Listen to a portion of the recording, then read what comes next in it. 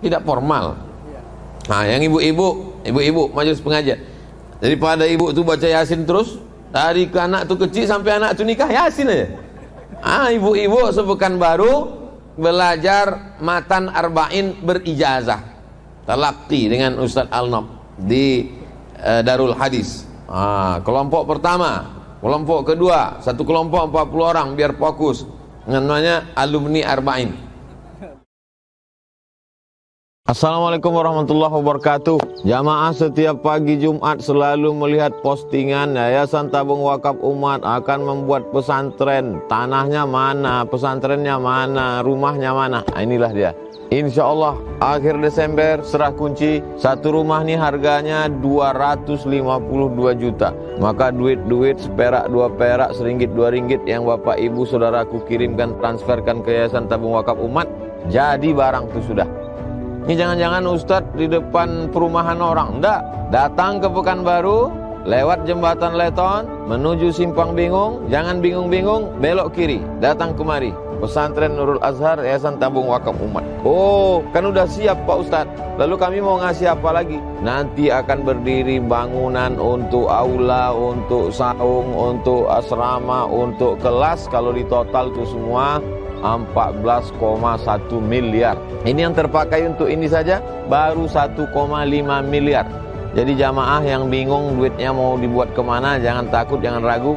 Kirim ke Bank Riau Kepri Syariah, nomornya 82021666661. Bank Syariah Indonesia BSI 147 6-nya 7 kali 666 6666 atas nama Yayasan Tabung Wakaf Umat.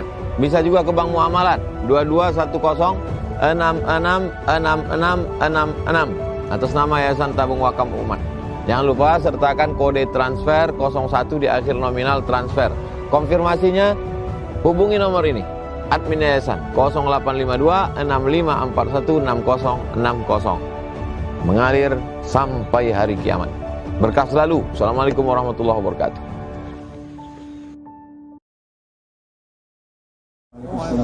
Alhamdulillah wassalatu wassalamu ala rasulillah wa ala alihi wa sahbihi wa man tabi'ahu wa mawalah.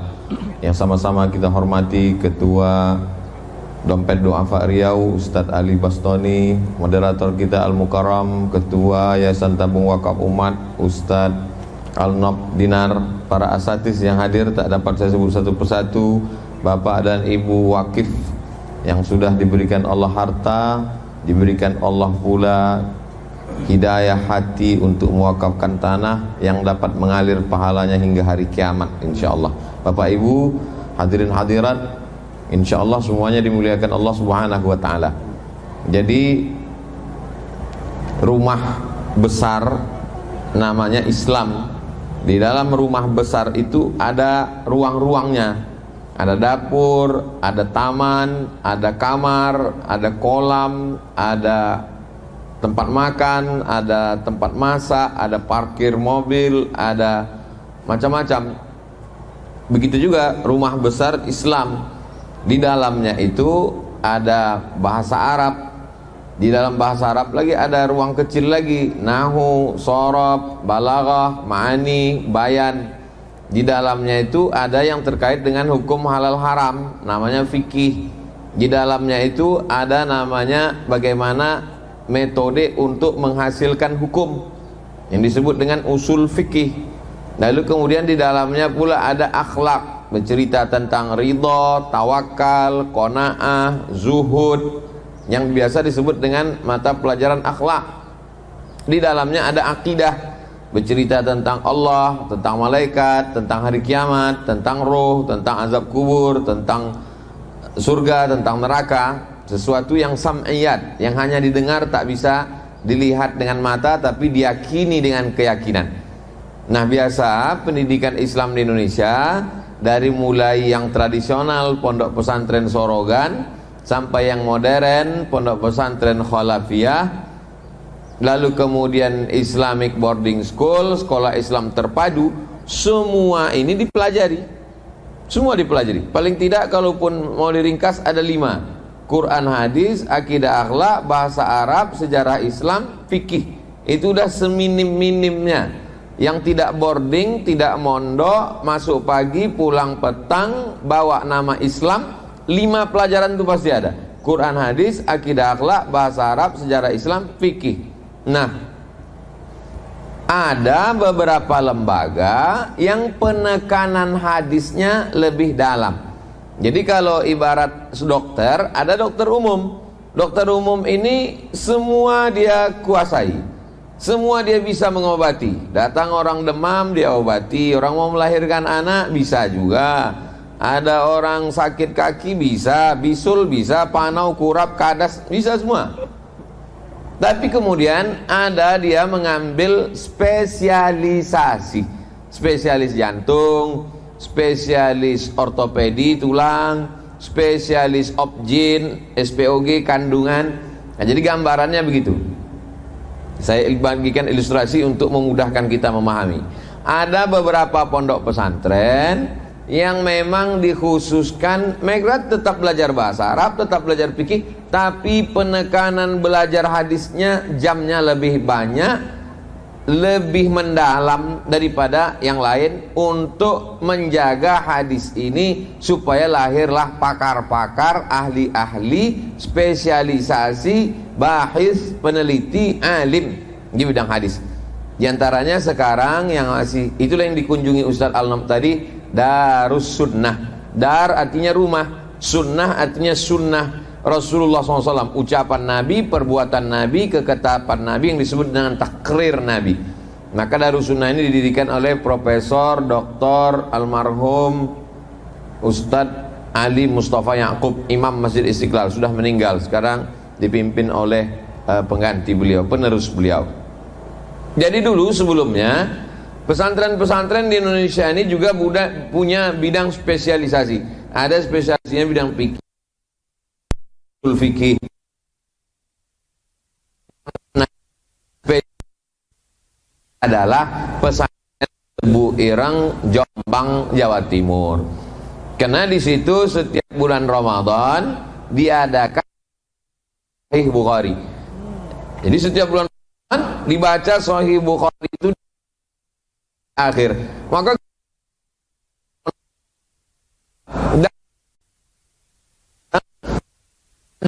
dari Hadratus Syekh Hasyim Asy'ari.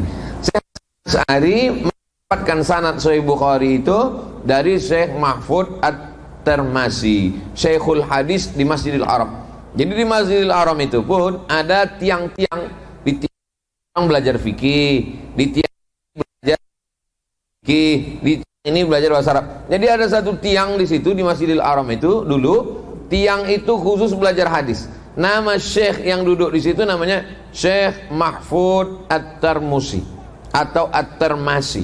Tirmidzi itu dari kata tremas, Pacitan. Orang Pacitan pergi ke Makkah, hafal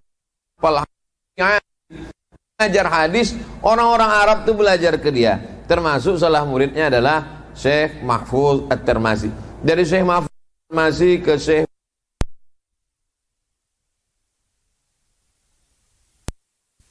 kitab Imam Muhammad bin Ismail bin Qirah bin Bardizbah Al-Bukhari, meninggal pada tahun 56.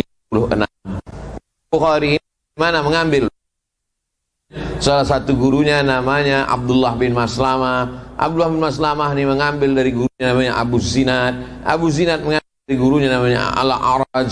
Al-A'raj gurunya namanya Abu Hurairah. Abu Hurairah mengambil dari gurunya namanya Nabi Muhammad sallallahu alaihi wasallam. Jadi salah satu unsur penting dalam hadis adalah sanad. Sanad itu silsilah pertalian keilmuan sampai ke Nabi sallallahu alaihi wasallam.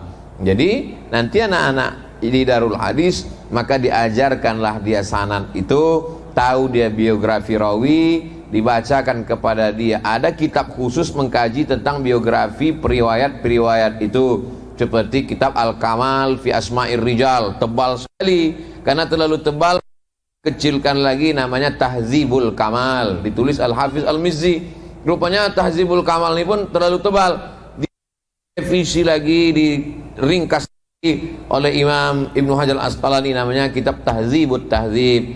Tapi ternyata tahzib pun juga terlalu banyak, maka diringkas kecil namanya Taqribut Tahzib. Taqribut Tahzib 2 jilid, 2 juz, masih tebal juga. Nanti kita kecilkan lagi khusus untuk anak-anak, diterjemahkan, dibiasakan dia belajar.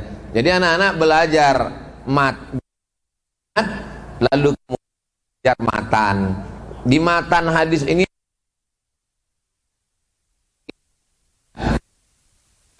maka mereka belajar itu juga, belajar ikhtilaful hadis. Jadi jangan nanti kita berpikir kalau dia belajar di Darul Hadis hanya belajar hadis saja, tak belajar fikih, tak belajar fikih mazhab Syafi'i. Mereka belajar semua, hanya saja jamnya, pendidikannya lebih banyak. Untuk apa? Supaya kalau muncul ingkar hadis, mereka inilah. Jadi sudah disiapkan. Kalau nanti muncul ada ingkar sunnah, ini dia dokter-dokternya. Penyakitnya belum ada, sudah kita siapkan. Supaya kita jangan kelimpungan macam sekarang. Datang COVID, bingung, tak ada spesialis COVID. Wallahu a'lam. Terima kasih. Jadi memang Indonesia punya sejarah, punya pakar ulama hadis sejak dahulu. Bahkan belakangan Sumatera atau lebih khusus Sumatera Barat, Syekh Yasin Al-Fadani itu menjadi ulama dengan sanad hadis internasional dan semua orang mengejar sanad beliau. Maka sejarah itu jangan sampai hanya sekedar nostalgia. Kita ingin terus menyambung bahwa kita punya ulama besar, punya garis keilmuan yang emas, dan itu tidak sayang rasanya jika kita biarkan dan kita tidak berbuat apa-apa untuk melanjutkan. Sementara kita insya Allah bisa. Maka oleh sebab itu kita berpikir di Riau mesti ada satu basis pembelajaran hadis, dan pembelajaran hadis adalah versi Ahlus Sunnah wal Jamaah, mengikut keilmuan dari para ulama yang disebut Ustaz Abdul Somad. Dari buku Al-Kamal sampai Taqribut Tahdzib yang bercerita tadi, ulama-ulama itu akan kita turut ulama Ahlus Sunnah wal Jamaah. Sebab Riau ini sudah diframe pula sebagai negeri sunnah Nusantara, tapi sunnahnya Wahabi, sunnahnya orang sesat, sunnahnya orang bid'ah. Maka kita tidak ingin frame Riau sebagai Melayu tanah Ahlus Sunnah wal Jamaah sejak awal berubah dialih oleh orang lain. Maka Cordova Riau mesti membangun sebuah benteng bagaimana tradisi pembelajaran hadis dengan Ahlus Sunnah wal Jamaah, dengan orang yang bernas dan keilmuannya muncul dari Darul Hadis ini. Maka Ustaz, sedikit lagi kita ingin bertanya, Ustaz. Kalau nanti Darul Hadisnya sudah muncul, Ustaz, sudah beroperasi, apa arahan dan harapan Ustaz dari pembelajaran dan tamatannya ketika keluar dari Darul Hadis, Ustaz? Setelah dia belajar bahasa Arab, kunci. Ibarat masuk hotel, ada kartu dikasih resepsionis. Kartu ini bisa masuk kamar, bisa masuk lounge, bisa masuk restoran. Kartu ini dalam ajaran studi Islam, kajian Islam, kartu itu namanya bahasa Arab. Cuman orang belajar bahasa Arab dulu lama sekali. Baca dulu Al-Matan Al-Ajurrumiyah, habis itu lalu kemudian Kawakibud Durriyah, lalu kemudian Mukhtasar Jiddan, baru naik kepada Matan Alfiyah. Habis waktu. Maka kita cari di mana di Indonesia yang pondok-pondok bisa cepat baca kuning. Akhirnya Ustaz Al-Nob jumpa nama apa namanya? Al-Miftah dari Sidogiri. Al-Miftah berapa bulan? 3 bulan apa? 3 bulan pada baca kitab, Ustaz. 3 bulan dia ikut itu bisa baca kitab. Nah, sekarang saya pula pembawa acara, Ustaz Al-Nob narasumber. Ada namanya Al-Miftah. Jadi kita, karena ini kuncinya, Miftah ini kunci. Cuma orang mau masuk tak punya kunci. Membuka ini ya pakai kunci. Kalau kunci itu bisa dibuka, bisa untuk baut ini, bisa untuk ini semua, itu namanya kunci Inggris. Nah, ini Miftah ini mesti ada. Jadi anak-anak ini dilatih dia 3 bulan supaya dia bisa membaca kitab. Karena referensinya pakai bahasa Arab. Lalu kemudian berjalan dengan sendirinya fikihnya, usul fikihnya, penekanan hadis. Kitab hadis yang kecil dulu. Kitab hadis arba'in. Nah, jadi diadakan daurah baca arba'in berijazah, bersanad. Silakan dia dari Fakultas Teknik Sipil. Kau dari mana? Dari Pisipol Unri. Nggak apa-apa, datang. Jadi khusus yang mahasiswa buat malam, maghrib ke isya, sambung ba'da isya. Untuk yang ibu-ibu, biasa waktu ibu-ibu sore, karena kita kan normal. Nah, yang ibu-ibu majelis pengajian, daripada ibu tuh baca Yasin terus dari ke anak tuh kecil sampai anak tuh nikah Yasin aja. Ibu-ibu sepekan baru belajar matan arba'in berijazah talaqi dengan Ustadz Al-Nob di Darul Hadis. Kelompok pertama, kelompok kedua, satu kelompok 40 orang biar fokus, namanya alumni arba'in. Lalu kemudian setelah hatam arba'in ada 3 kitab alternatif. Kalau dia hobi akhlak, Riyadhus Shalihin. Kalau dia hobi zikir-zikir, Al-Azkar. Kalau dia hobi hukum fikih, namanya Bulughul Maram min Adillatil Ahkam, tingkatan ke atas. Kemudian naik ke atas lagi Mukhtasar Sahih Al-Bukhari. Lalu kemudian naik Sahih Bukhari. Kita ikut tradisi menghatamkan kitab hadis seperti yang dilakukan dulu oleh Syekh Hadratus Syekh Hasyim Asy'ari. Jadi setiap bulan suci Ramadan off-kan. Dulu seingat saya bulan Ramadan itu anak-anak sekolah libur. Dulu kita menunggu libur tuh bukan main. Sekarang 80% wali murid ingin anaknya sekolah, saking udah tak sanggupnya jadi guru. Tak tahan kami udah setahun jadi guru Pak Ustaz. Jadi Ramadan libur, jadi semuanya baca kitab. Habis sholat subuh baca kitab sampai duha, istirahat sholat duha, lalu kemudian baca kitab sampai zuhur. Habis zuhur baca kitab sampai asar, dari asar baca kitab sampai berbuka. Habis itu baru kemudian istirahat, sholat isya, habis isya tarawih. Habis itu baca kitab, diusahakan khatam, dibuat pengumuman, hadiri beramai-ramai, datanglah ke Darul Hadis, acara khataman Sahih Bukhari. Ini untuk namanya riwayah. Karena belajar hadis itu ada 2. Satu namanya riwayah, satu lagi dirayah. Sedangkan yang dirayah adalah mengkaji akhirnya sejarah bersambung sebelumnya dengan setelahnya. Lalu kemudian apa ke hadis ini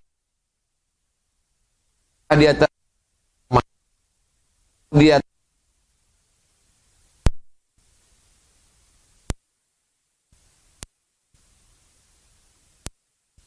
pemahaman antara hadis dengan fikih, sifat-sifat Allah. Bagaimana pemahaman ulama mazhab Asy'ari memahami ini ahlu sunnah wal jamaah. Jadi ini namanya dirayah. Jadi dua-duanya kita jalankan, belajar hadis riwayah dengan belajar hadis dirayah. Siapa saja, dari universitas mana, fakultas apa, spesialis hukum apa, semua mesti belajar hadis. Karena kalau hanya belajar Quran saja, hadis saya tak percaya. Cuma dari sholat zuhur, mana ada dalam Quran itu diajarkan sholat zuhur 4 rakaat tak berbunyi, sholat maghrib 3 rakaat 2 berbunyi 1 tidak, sholat isya 4 rakaat 2 berbunyi 2 tidak, mana ada dalam Quran. Itu hanya dalam hadis. Jadi ingkar hadis itu sebenarnya adalah ingkar Quran, karena Quran Allah firmankan, Allah berkata, ati Allah Ta'ala kepada Allah, ikut Quran, wa ati'ur Rasul Ta'ala kepada Rasul, ikut sunnah. Wa ma'atakumur rasulu fahuzuh, apa yang dibawa oleh Nabi Muhammad SAW ambillah, maksudnya sunnah. Wa anzalna ilaika dzikra, kami turunkan kepada engkau Al-Quran, litubayyina linnas, supaya kau jelaskan isinya. Isi penjelasan Al-Quran itu adalah hadis Nabi Muhammad sallallahu alaihi wasallam. Inilah isi Darul Hadis itu. Nanti untuk sekarang ini lumpur aja dulu isinya. Ini fit and proper test.